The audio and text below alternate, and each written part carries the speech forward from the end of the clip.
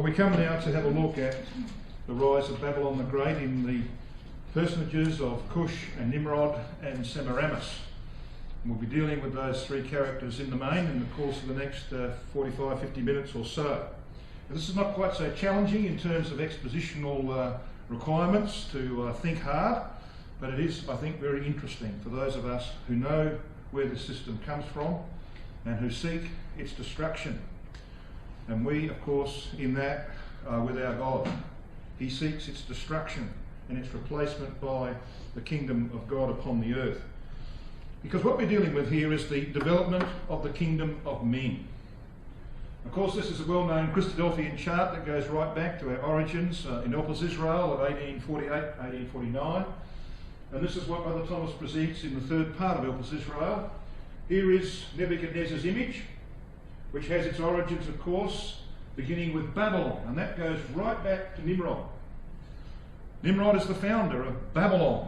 So he, as we shall see, founded the Assyro-Babylonian Empire, followed by the Medo-Persians, etc. Those same pieces of the image are represented by the four beasts: the lion, the bear, the leopard, and of course the fourth beast, the Roman beast, probably in the form of a crocodile of some kind. Over here on the right-hand side of the chart, of course, we have the shadow of that image, because it's the kingdom of men that the Lord Jesus Christ will destroy. The kingdom of men in the latter days has as its highlight feature the system of Catholicism, which of course has its roots deep in the work of Nimrod. It's called Babylon the Great, mother of harlots. We're going to see where that all came from in our study tonight. It's all from Genesis chapter 10 and 11, the whole lot of it. And prophecy beyond Genesis is all based on this section of Scripture. Now let's just quickly review the beginnings of this Assyro-Babylonian Empire. As you can see, we've got the dates of the beginning of Nebuchadnezzar's reign from BC 606 through to 539 when Cyrus overthrew them. But however, this is actually Nimrod's kingdom. This is where Babylon was originally established, and of course his second mega city was up here in Nineveh, in the cities surrounding it, and we'll have a look at that a little later on. So he is responsible for the development of these two powers, Babylon and Assyria. So this empire, called the Assyro-Babylonian Empire, of course, is the work of Nimrod. Nebuchadnezzar being its first significant king in that period of history where God was bringing judgment upon his people Israel. He was to use these four beasts to do that over time. So when you look at the imagery that's presented in Daniel chapter 7, we have, of course, this curious feature. The first beast, which is Babylon, the Assyro-Babylonian lion, it's like a lion. It had eagle's wings. Eagle's wings? Yes. See, so when you go to the British Museum, you see these lion-like creatures with wings. Now this represents the Assyrian element of that empire. Now we are told in Daniel 7 verse 4, I beheld till the wings thereof were plucked. And so there was a transition from the Assyrians to the Babylonians. They both had the origins in Nimrod, but power passed from the Assyrians to the Babylonians in time. So the wings were plucked, it was lifted up from the earth and made stand upon the feet as a man, and a man's heart was given to it. The reason for that, of course, is that there was a transition from the Assyrians, who were brutal, callous in their treatment of their enemies, to the Babylonians, who were not quite so bad. There was a little bit more of humanity in the Babylonians, though not much more. Now this is a line from the Ishtar Gate, and we'll talk about the Ishtar Gate a little later on. What I want you to see, though, is that in dealing with the Assyro-Babylonian Empire, with these two elements of Assyria and Babylon, we are talking about the same thing, because their origins were in Nimrod. He was the founder of the kingdom of men. Now this is the only thing that has ever been found that archaeologists believe represents the visage of Nimrod. He was Negroid. He was of the race of the family of Ham.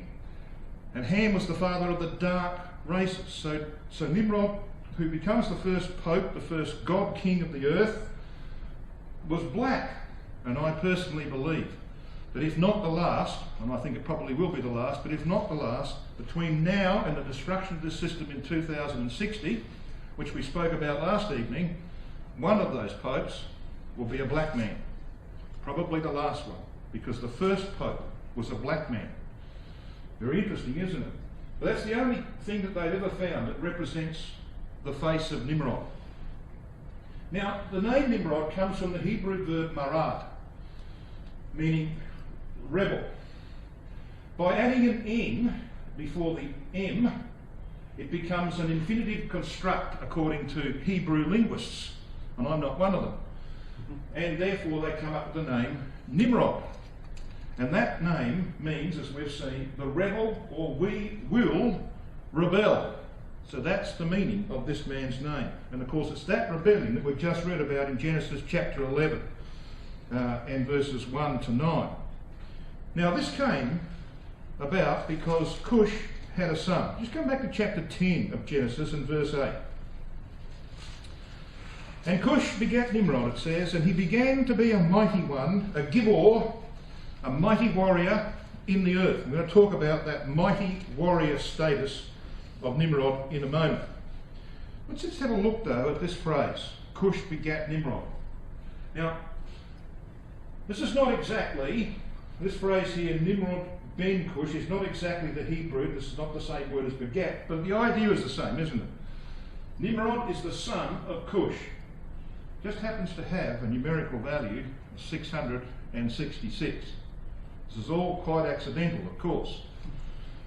Nimrod, you add up, there's every consonant in the Hebrew language has a numerical value. So N is 50, etc. You add up Nimrod, 294. Ben is 52. Cush is 320. It comes to 666. Isn't that interesting? That Cush begat Nimrod, and this phrase, Nimrod ben Cush in the Hebrew, has that value. I don't think that is really accidental. Now Cush was the father of Nimrod, and I want to spend some time on this gentleman because, you know, we don't give him the place that is due. We talk about Nimrod, but we don't give Cush his rightful place in history. History records that Cush, who's also called Kish and Bel, settled in Babylon first. Cush was the great original prophet of the Babylonian mysteries. Bel, the confounder, refers to the fact that it was his ideology that led to the confusion of the tongues of mankind. I want you to come to Isaiah 46. We'll have a look at these three references. I don't normally do this, but I think it's probably worthwhile doing it. I want you to see the name of this man in print in Isaiah chapter 46 and at verse 1. We read this. Bel boweth down. Now there's Cush. The name Bel ultimately became Baal, B-A-A-L. Now I've been to a temple of Bel about 12 months ago, less than 12 months ago, when we went through several Bible lands. Some of you will have seen the DVDs of that.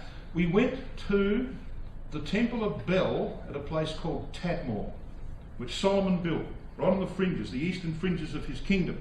He built Tadmor. It's an oasis. There's a massive acreage there of palm trees and so on. It's water. It's in the middle of the desert. Anyway, there's a temple of Bel there, well preserved, or reasonably well preserved. So that temple was dedicated to Cush, the founder of the Babylonian mysteries. Now the symbol of Bel was a club, a bit like a baseball bat. You know, what do you use a baseball bat for? You know, it's not something gentle, is it? You know, baseball bat, boom, you smash things into 1,000 pieces.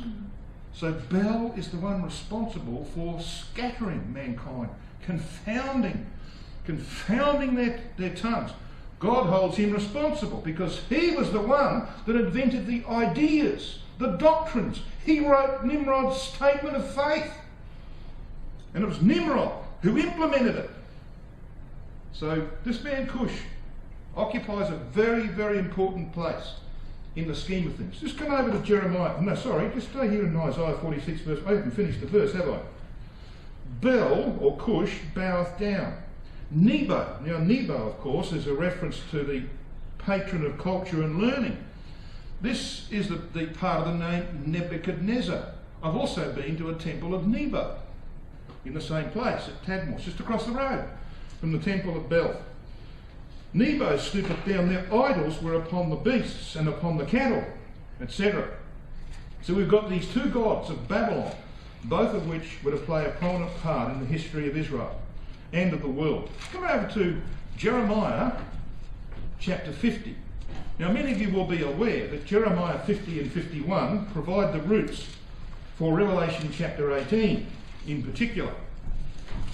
You may not be aware that the name Babylon is used 55 times in these two chapters, Jeremiah 50 and 51. But I'll just show you the way that this language is picked up in Revelation. You have a look at verse 8 of Jeremiah 50.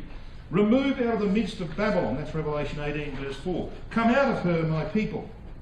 Have a look at verse 15, end of the verse. Take vengeance upon her, for as she hath done, do unto her. That's Revelation 18 verse 6. Have a look at verse 27. Slay all her bullocks, let them go down to the slaughter. Woe unto them, for their day is come. That's Revelation 18 verse 8. Have a look at verse 29 towards the end. Recompense her according to her work, according to all that she hath done. Do unto her. Revelation 18 verse 16. And so on. If you work through Jeremiah 50-51, you'll find that the language of Revelation 18 is drawn from these two chapters. That's just a couple of little hints. So who is in these chapters? Have a look at verse 2 of chapter 50. Verse 1 talks about the word of Yahweh against Babylon. Verse 2 says, Declare ye among the nations, and publish, and set up a standard, publish and conceal not, say, Babylon is taken. Bel is confounded. His symbol is a club. His name means the confounder. So God's using the name of Bel, a play on the name. Babylon's to be destroyed. Who was the man responsible for the ideologies, the mysteries that came to produce this place? This man, Cush. And he's to be confounded. Have a look at Jeremiah 51 and verse 44. It says this, And I will punish Bel in Babylon. Bel in Babylon? Of course you would. And I will bring forth out of his mouth that which he has swallowed up, and the nations shall not flow together any more unto him. Yea, the wall of Babylon shall fall. Now, read the next verse. Verse 45. My people, go ye out of the midst of her. That's Revelation 18 verse 4. I mean, you can go through this chapter. There are simply dozens of references that are picked up in Revelation chapter 18. This is the roots of that prophecy. And it all comes from this gentleman, Cush, the father of Nimrod, and his son, who implemented his policies and his doctrines. Now in the Chaldean, Bel means to break in pieces, to scatter abroad. That's Genesis chapter 11, verses 1 to 9, isn't it? Now Bel was later called Baal. So when Israel came into the land, there were Canaanites in the land who were Baal worshippers. They had to eradicate them completely. He was also called Janus. And we're going to talk a bit about Janus later on. Cush began a form of false religion that spread throughout the entire area of Mesopotamia and Canaan. And what we have here is the principle that God spells out in Micah chapter 6 verse 16. That states, as you can read on the screen, For the statutes of Omri are kept, and all the works of the house of Ahab. Now there's your equation, there's your formula. And that formula, which applied to Omri, the father of Ahab, came from Cush and Nimrod. In the same way that Omri was a statute maker, he was a city builder, and he gave to his son Ahab a platform, a basis, an ideology, a set of doctrines, so Cush gave to Nimrod a platform upon which he could build his kingdom. So Yahweh picks that up. He's actually basing it on Genesis 10 and 11. For the statutes of Omri are kept, and all the works of the house of Ahab. We had another hour. I could actually demonstrate to you that the history of Ahab and Jezebel is the roots of the apocalypse, the destruction of that system. We don't have that time. Now, back here in Genesis chapter 11, and we'll return there, we read about this building of the Tower of Babel. Now, what were they doing? What was their primary objective? Well, it was rebellion against Yahweh, yes, but let's have a close read of Genesis chapter 11. So the whole earth, verse 1, was of one safar, one lip, one language.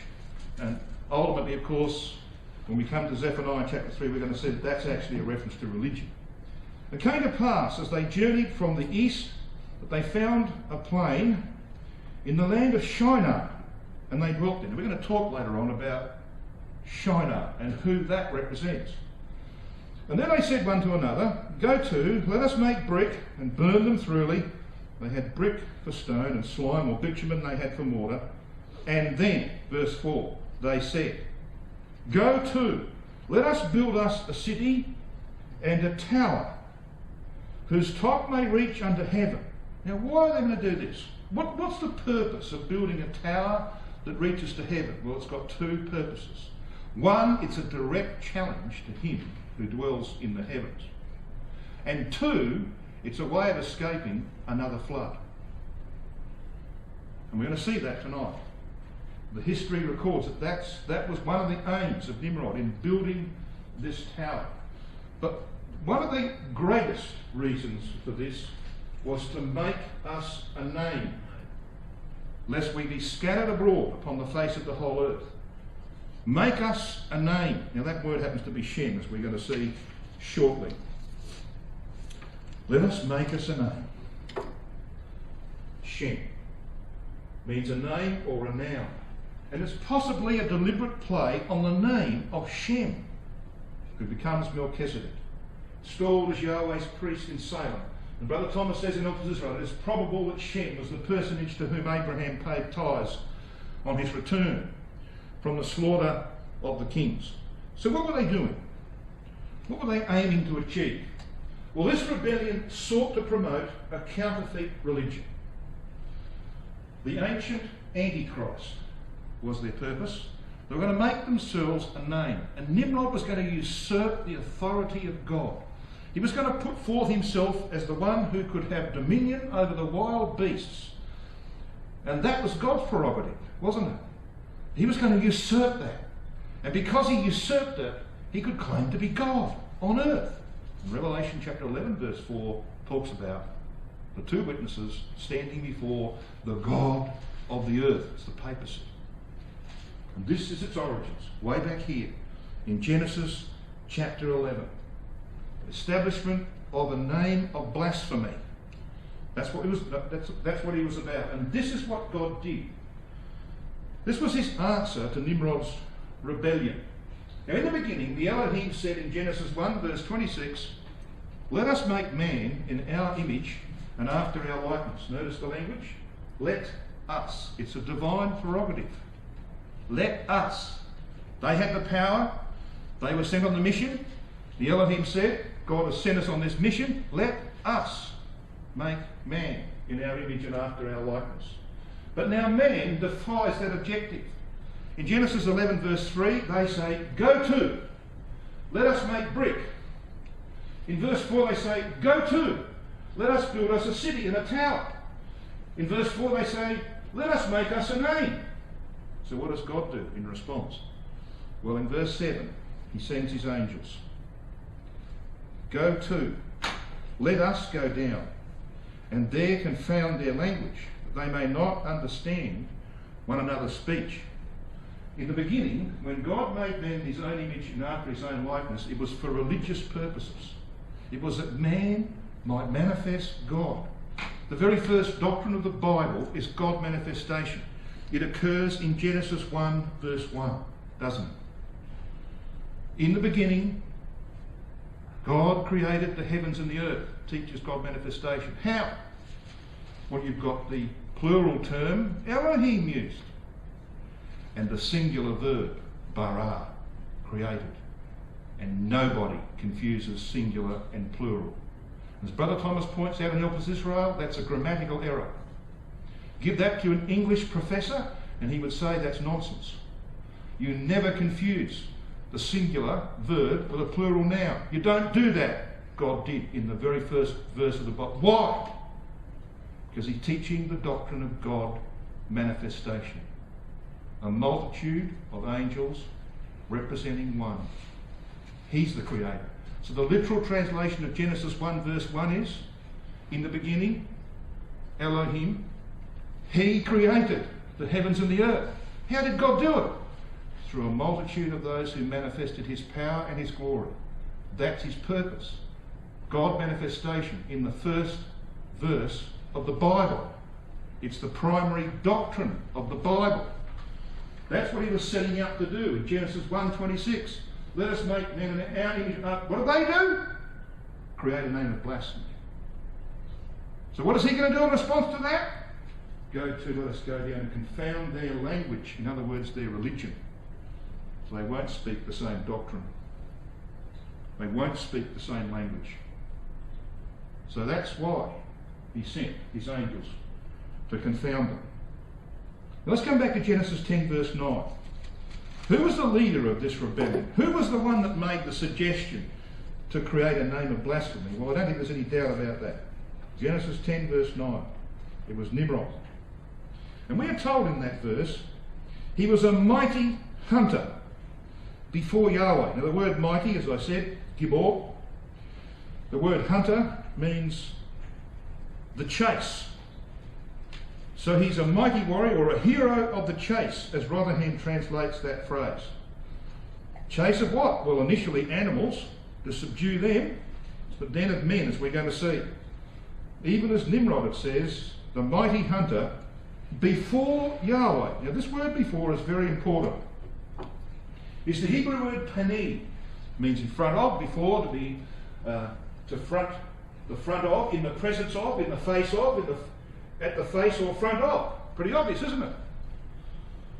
But in this context, it means in the face of. You know, they use that phrase today, don't you? He's in your face, they say. What's that? Well, it's a challenge, isn't it? He's in your face. And that's exactly what Nimrod was. He was in the face of God. He was challenging him. And that is why, of course, he becomes the first God King, because he usurps divine authority. Now, Q and Dalish in their commentary on this say, in the face of Yahweh can only mean in defiance of Yahweh, as Josephus and the Targums understand it. The Targum of Jonathan is one of those referred to by the previous writer.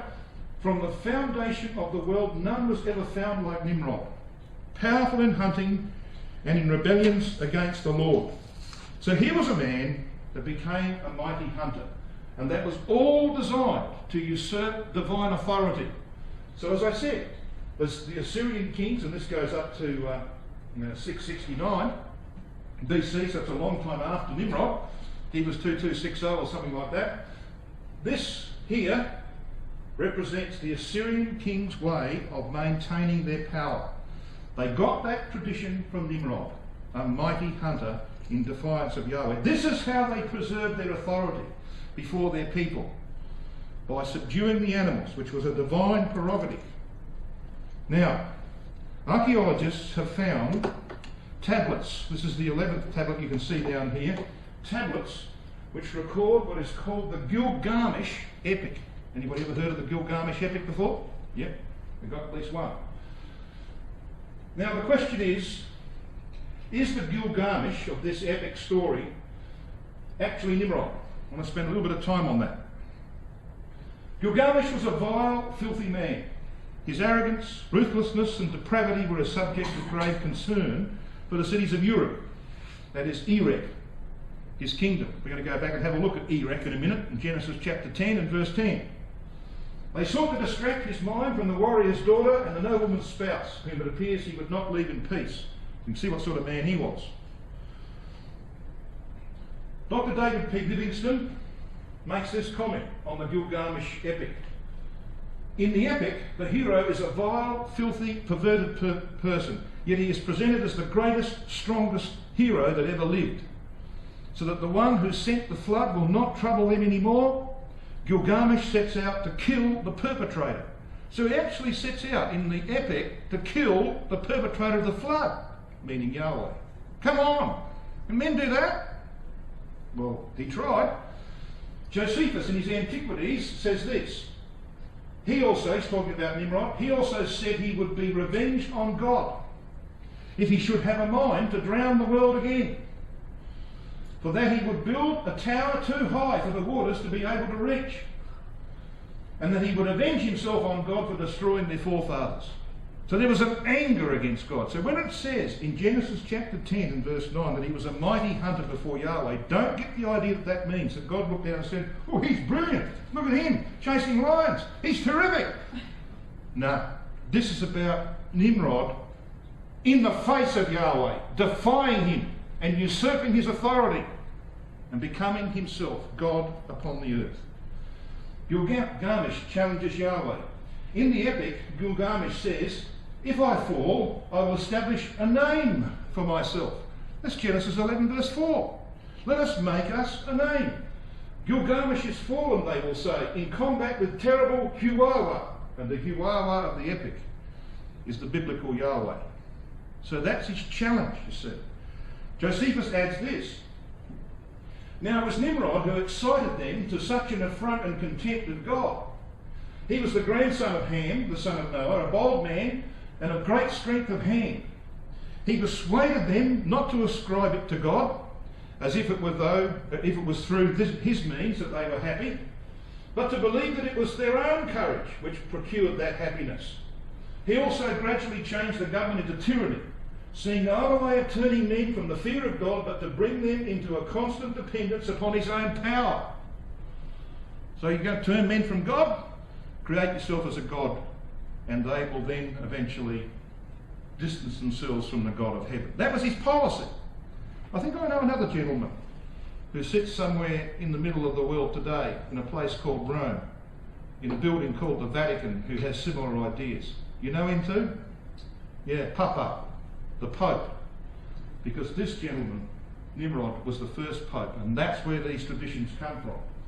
Now, the essential characteristics of Nimrod's heathen religion are spelled out by Alfred Edersheim, the Jewish Christian, who wrote many books, one of them the Bible history, the Old Testament.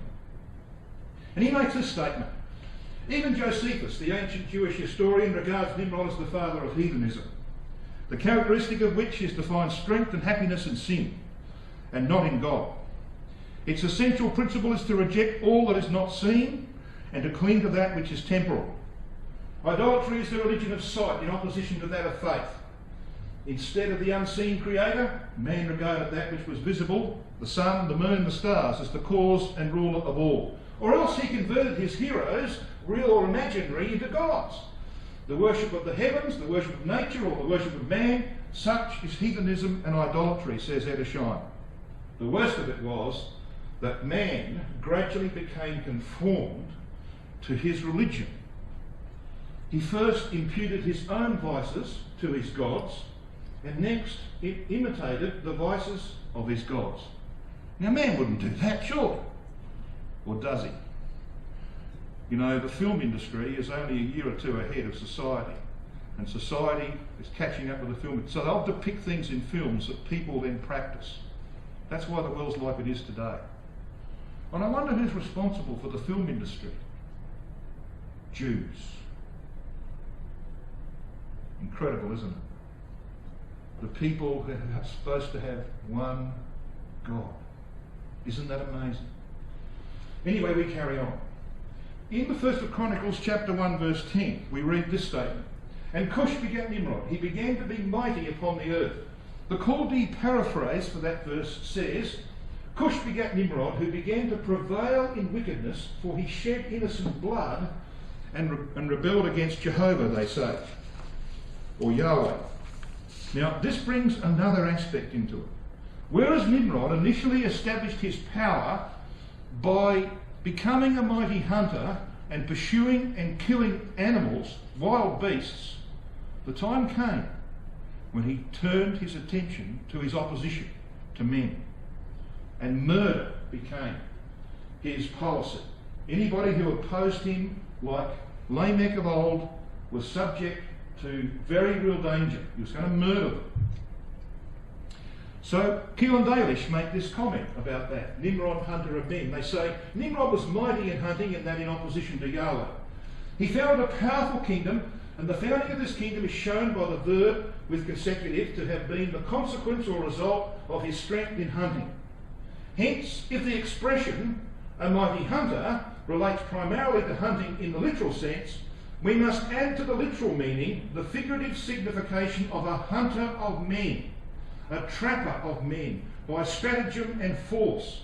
Nimrod the hunter became a tyrant, a powerful hunter of men. So persecution of opposition becomes characteristic of Nimrod's kingdom. I think I know another kingdom, another power that has a history of persecution of its opposition.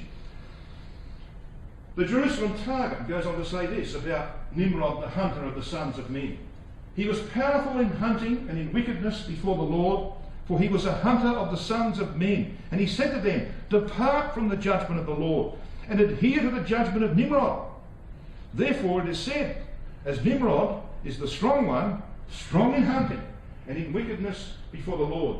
So the hunting of men became the occupation of this system, when it had established its power on the basis of the hunting of wild beasts.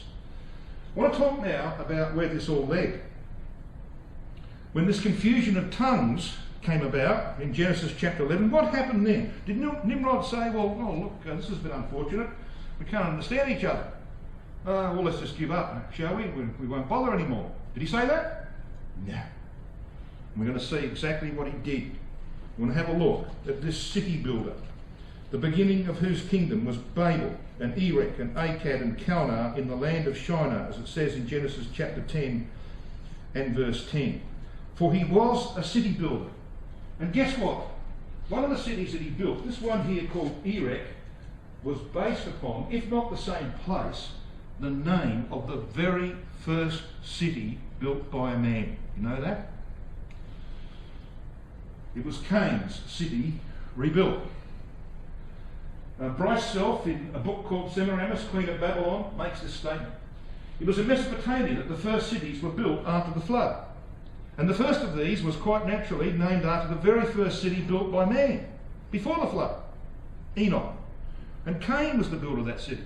Cain built a city called Enoch, naming it after his son. Due to vagaries of linguistic permutation, this name has come down to us as Erech or Uruk in the Sumerian language, the Babylonian language. Interesting, isn't it? So when we read in Genesis chapter 10, in verse 10, and the beginning of his kingdom was Babel or Babylon, and Erech is the rebuilding of Enoch, the very first city built by men. Now, Nimrod was the builder of mega cities. This was the first of them. He established Babel, Erech, Akkad and Calneh in Genesis 10 verse 10, and then you read on to verse 11, it says this. Out of that land went forth Asher and builded Nineveh. And that's a very poor translation in the authorised version. The margin is better. And in fact it should read this way, as the RV has it. Out of that land he went forth into Assyria and builded Nineveh. So this is Nimrod. This is his second mega city. Now some confuse the Asher here with one of the sons of Shem. If you turn the page to Genesis chapter 10 and verse 22, it says, the children of Shem were Elam and Asher. Some think that the Asher of verse 11 is that Asher. It's not. This is not a reference to Asher, the son of Shem. This is a reference to Nimrod, who goes forth into Assyria and builds another mega city, Nineveh, Rehoboth, Calah and Rezin. Now these were mega cities. Do you recall when Jonah went to Nineveh, that it was a city of 3 days' journey? Remember that? 60 miles? You can walk 20 miles in a day? Do you think that Nineveh itself was 60 miles across? I mean, that would make New York look like a little Sunday school class, wouldn't it? 60 miles across. What does it mean? Well, it means this, that there were actually 4 towns built on 4 corners, and they built a wall between them, so the wild beasts couldn't come in. All right? So Nimrod protected his people from the wild beast by building this wall. 2 mega cities. Walled them off. 4 corner cities to protect his people. So when they planted their crops, no problem. Wild beasts can't get in there. Pretty smart, isn't it? No wonder they worshipped him as a god. He protected them from the wild beasts. Took away the divine prerogative. The earliest Babylonian kings bore the title 4 races. So he builds 2 mega cities with 4 cities in the corners, and they got a title called the 4 races. When God called Abram and developed from him the nation of Israel, the nation was marked by 4. There were 4 mothers for the 12 tribes. The 4 square encampment of Israel formed at Sinai. 4 standards. And you can go on and on, can't you? The perfect cube, the 4 square, most holy. The nation of Israel was stamped by 4. I wonder why. Because God is unwinding the work of Nimrod. That's why. See? This is his answer to Nimrod. Call Abraham, begin with him, and do what we talked about in the last session. Ultimately, through Abraham, he will be rid of Nimrod, and he will have established the kingdom of God in its fullness. Now, what about this building of the Tower of Babel? I want to now bring this down to our times, because I think most of us are familiar with what's happening in Europe. As I said, this is Peter Bruegel's fanciful painting of the Tower of Babel. It looked nothing like that, but it's important that we look at that picture. They didn't finish it. You know, it had this top which wasn't finished. The language was confused, so they had to give up, go elsewhere. And the Europeans are rebuilding it, they think. This is their poster from the 1980s. You've seen this, haven't you? With the 12 stars representing European nations. Wonder what that's about. That's the Tower of Babel, according to Peter Bruegel's painting. Okay? You know what they say on this poster? Europe, many tongues. Yeah, God confused our tongues. One voice. Happens to have 3 parts to it. Liberty, equality, and fraternity. It's the voice, 3 unclean spirits, like frogs, the voice of the French Revolution. Many tongues, we don't speak the same language. Germans, French, Belgian, Dutch, they don't speak the same language. They've still got the languages that God gave them back in Genesis chapter 11. Doesn't matter. We're not going to let that stop us. We're going to rebuild the Tower of Babel. Isn't that pretentious? And so when they designed their new Parliament building in Strasbourg, which is on the border of Germany and France, smack on the border, and I've been through there, guess what? The design was based on Bruegel's painting of the Tower of Babel. This is not an unfinished building. This is not a building that they decided, well look, we'll just leave these big gaps here. This is the finished building. It's designed that way so it looks like that. Accident? Don't think so. They use that building once every 6 weeks. They've got to bus and train everybody across from the headquarters in Brussels to hold meetings in this building. Otherwise, of course, it's a white elephant. Well, it is a white elephant. It's a waste of money. So they've got to use it once every 6 weeks. But it's based on the Tower of Babel. Now, they had plans in the early 1990s to actually build a literal Tower of Babel. You know that? This was the plan. Now, this is out of a newspaper, Towering Ambitions. Now, you notice down the bottom here, you see this red line that comes down. See this building down here? Pretty small, isn't it? That is the Berlaymont building. This is that building here, the Berlaymont. This is the headquarters of the European Union. This is where all the public servants hang out. Now, of course, you'll see it's in the design of a cross.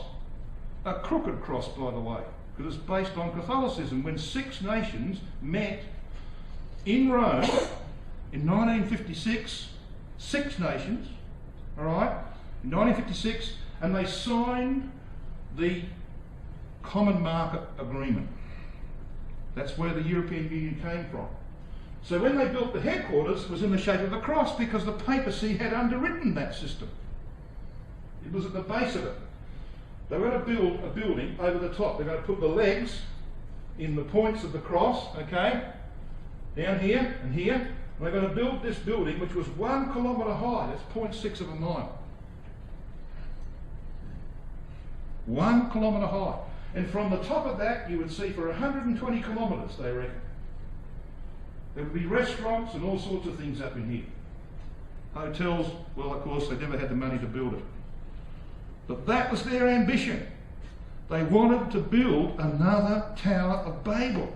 Europe, many tongues, one voice. See? So they're rebuilding. And there's their building in Strasbourg, based on the Tower of Babel. Now, let's talk about Janus. Janus is the Roman version of Nimrod. Bel was one of the titles of Cush. His son Nimrod took over from his father. So eventually, of course, Nimrod became known as Bel and Janus. But originally those titles were those of Cush. Now Janus is the god of doors and gateways. That's why our year begins with January. Because it's the beginning. You know that? That's why the gentleman or the lady in most hotels who has the job of cleaning up your mess when you left the hotel is called a janitor. You know that? Because they're at the front. And they got the buckets and the mops and the brooms, and they'll clean up after you. See? They're the door. Our month January comes from Janus, and sadly I'll have to tell you that my birthday's in January. But I'm not a worshipper of Janus. So who is this Janus? Well, he's, as I said, the Roman version of Nimrod. Now his temples had special features. The doors faced east and west to the beginning and the ending of the day, because he was the god of doors and gateways and beginnings. Between the eastern and western doors stood his statue. Now this is his statue down here, with two faces, gazing in opposite directions, one to the east, one to the west. Now these two faces were different. One face was young and the other was old. The old face was Nimrod, and the younger face was his reincarnation in Tammuz, sometimes known as Zoroaster. Tammuz is the biblical name for the son of Nimrod. His symbols were a key and a cock. I want you to notice this, a key. There's his key in the hand, see? And of course you've got the rooster down here. Key and a cock. Now cardinals, which is from the Latin cardo, which means hinges, were derived from the priests of Janus, the god of doors and hinges. And they were ordained by no one else but Semiramis. She had priests, two orders of priests. One wore red gowns. They were the only ones who had access to her. Just like the cardinals are the only ones who can go into the inner chamber and vote one of their number to become the next Nimrod. Alright? So they go in there, and if they succeed, you get white smoke. If they don't succeed, you get black smoke. And they stay there. They don't come out. They stay there until they've got a new pope. Cardinals wear red gowns. Where do they get that from? Well, Semiramis. And of course the lower order priests wore black robes. Why? Because they tended the fires. And you tend to get dirty when you're playing with charcoal. So black robes don't show the dirt. That's the lower order of priests. What do the ordinary Catholic priests wear? Black gowns. Got it? It all comes from Janus. Now here's a Google Earth shot. You'll be confused for a while. Which direction does the Vatican face? Anyone know? Let's see how good your eyes are.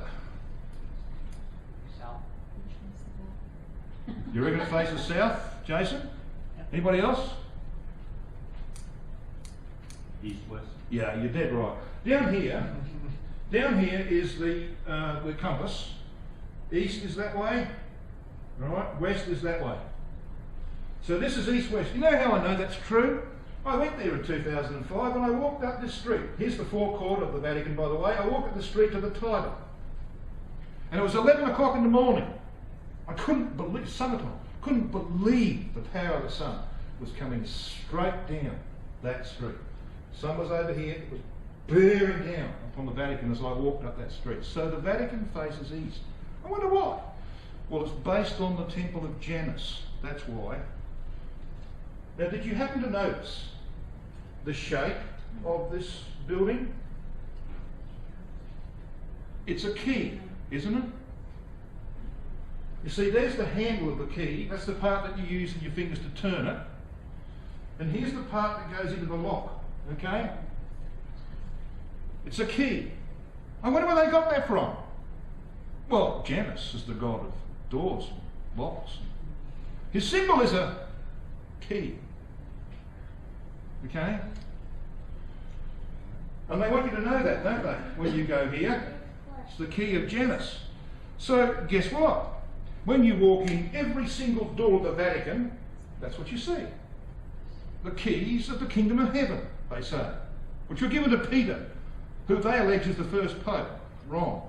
He was never a pope. The first pope was Nimrod. Okay? Now you think, well, that's enough. We don't want to have any more keys.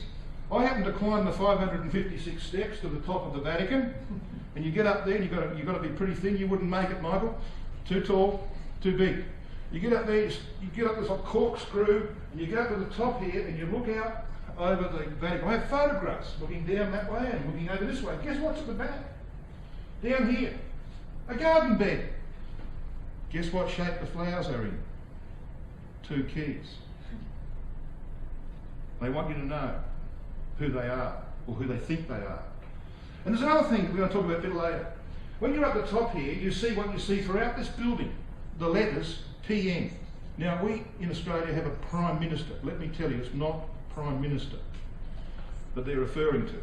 You look over the top here, and on this, I was actually here in this little part, you look over this, the roof of the Vatican, which is directly above the altar below, where the Pope sits, and I felt like perhaps using a bomb to crash it down anyway. You look over the roof of this building, and they've got this little air vents that sit up. Every single one of them has the name of the Pope on it, starting with the words PM. We'll see what that means in a moment. It's actually the title of Nimrod. Now, let's talk about Semiramis for a while. She doesn't get the public exposure that she should get because she's hidden in the Bible. Anyone know if the name Semiramis is in the Bible? Well, not in that form, but it is. It's there very prominently. We shall see. And the hanging gardens of Semiramis. You heard about Nebuchadnezzar, who built one of the wonders of the ancient world for his Persian wife who missed her home. Forget it. He refurbished it, yes, but he didn't build the hanging gardens. You know who built that? Semiramis. They were her product. See this over here? This is a depiction of the Tower of Babel in Babylon. Now, who is this Semiramis? Now, Semiramis is the Hellenized form of the Akkadian name Semiramat, or Seremat, which means the gift of the sea. Semer, which is the basis of this name, when translated into Hebrew becomes Shinar, the biblical name for Lower Mesopotamia. So every time you read Shinar, you should read Semiramis. So let's read Genesis chapter 11 and verse 1 and 2. Verse 1 says, "And the whole earth was of one language, or one lip, and of one speech." That word speech is debar, one word. "And it came to pass as they journeyed, not from the east, but towards the east," as it should read, "that they found a plain, a wide level valley," it means, "in the land of Shinar," in the land of Semiramis, "and they dwelt there." Now, I don't need to tell you what Zechariah chapter 5 says about the apostasy that would grow in the brotherhood, about a woman and an ephah. It ends up being two women who take the wings of a stork and fly to the land of Shinar. That's about the apostasy of the Roman Catholic Church arising out of the Brotherhood through the commercialised religion that they brought back from Babylon. Judaism in the Brotherhood, which ultimately corrupted it, made it commercial, and ended up becoming the Catholic Church. That came from us.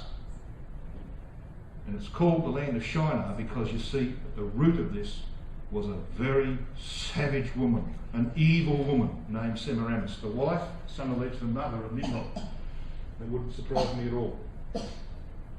Legend says she was raised by doves, the symbol of peace. You know that the pretension of this system is just incredible.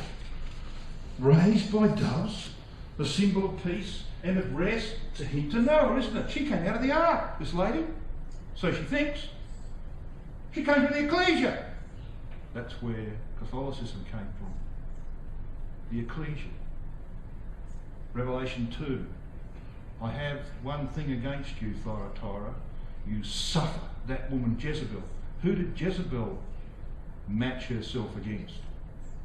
Semiramis, the first mother of harlots. Now, this dove is also the symbol of Astarte. Now, here is the seal of Semiramis. Looks like a Catholic nun to me, but anyway, that'll do. There's two doves, all right? This one on the obverse side of the coin is a dove with an olive branch in its beak. And when Noah sent the dove out of the ark, came back with an olive branch. The pretension is unbelievable, isn't it? Now, this is not Semiramis, but this is a queen from the similar era of time, 2500 BC. And you can see, of course, that she's quite gaudily done up. Her eyes are painted. She's got that many earrings in her ears that probably she would sink into the snow. She's got all of this stuff all over her head. That's the kind of image that you can expect if you actually saw Semiramis. And what kind of woman was she like? Well, she was the builder of the Hanging Gardens. She was also responsible for the building of the Ishtar Gate. Now, this was the entrance to Babylon. This was the processional way. Then you've got the ziggurat over there, you see. This was the way to the palace. The Ishtar Gate, or the Astarte Gate. We get our Easter from that, don't we? And here, when the kings of the region came to visit Nimrod and Semiramis to celebrate the great festival of Ishtar, linked as they were to the notorious orgies of Semiramis. You know what she used to do when her subject kings came to Babylon? She would commit adultery with them, fornication.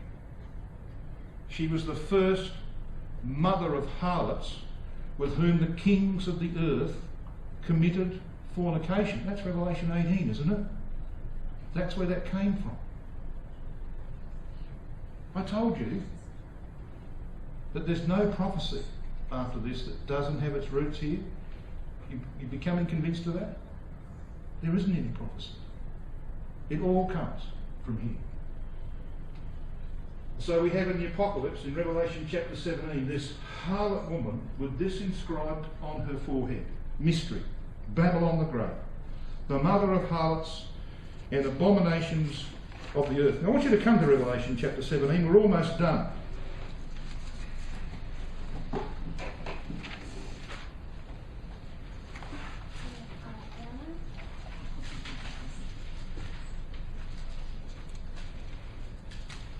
Revelation chapter 17. And we read in verse 1. And there came one of the seven angels which had the seven vials, and talked with me, saying unto me, Come hither, I will show unto thee the judgment of the great whore that sitteth upon many waters. Well, isn't that interesting? Semiramis means the gift of the sea. It's all based upon the flood. See? She thinks she comes out of the ark. She represents herself by a dove. She is known as the gift of the sea. In Revelation 17 verse 15 we are told what these waters represent. Verse 15 says, "He saith unto me, the waters which thou sawest where the horse sitteth are peoples and multitudes and nations and tongues." So here is the paramour of world rulers. And we read on to verse 2. "With whom the kings of the earth have committed fornication, just like they did when they came to visit Semiramis. She would take them off into a side room and commit fornication with them. And the inhabitants of the earth have been made drunk with the wine of her fornication. So he carried me away in the spirit into the wilderness. And I saw a woman sit upon a scarlet-coloured beast, full of names of blasphemy, having 7 heads and 10 horns." No doubt about who that is. Rome. So here is the system. Why does God use a woman? Well, a woman's a symbol of an ecclesiastical system. Yes. The woman that was espoused to Christ committed fornication, brought forth the man of sin. Revelation 12. Constantine, born 280 years after apostasy began in the ecclesia. The exact period of human gestation, 280 days. Yes, true. But where does this woman really come from? From Semiramis,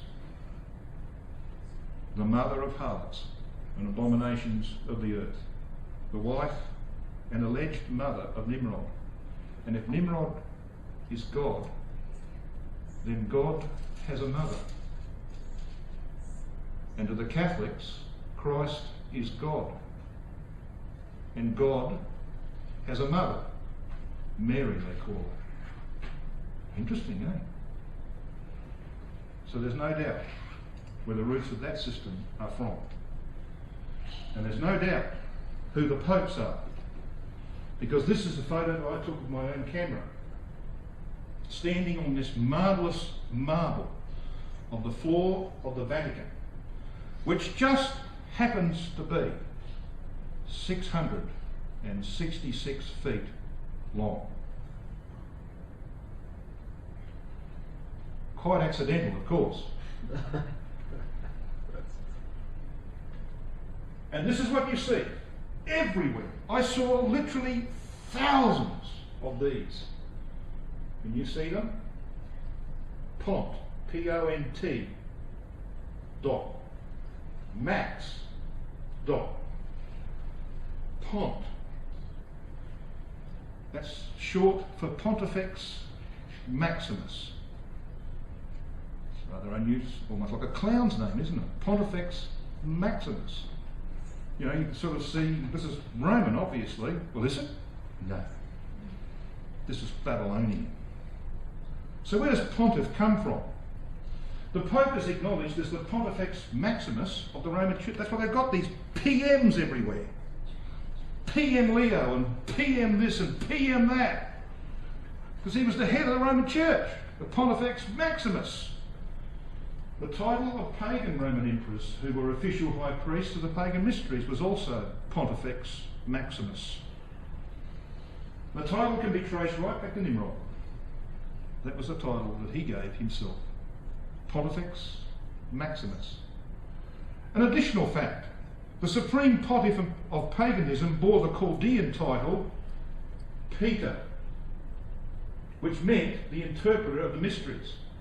Little wonder that they elected for their first pope Peter. The office of Pontifex Maximus, or chief priest, was to declare and interpret the divine law and preside over sacred rites. In other words, to read, to declare and to publish the doctrines of Cush, Bel, the confounder, the man who was ultimately responsible for the doctrines that led to the confounding of the tongues of men. Is it little wonder that God is going to overturn this system? And he started by calling one man out of the very heart of it, a man called Abram. I called him alone. One man. I'll start with him, and when I'm finished, this guy and all his pontiffs and interpreters and Peters will be gone. And I will be magnified in one nation upon the earth when I've destroyed the kingdom of men. that Nimrod created. That's what God is saying to us. And we have the great privilege, brethren and sisters, of not only knowing these things, but shortly to participate in the fulfilment of them. To be part of that band of people who will go out and destroy that system for good.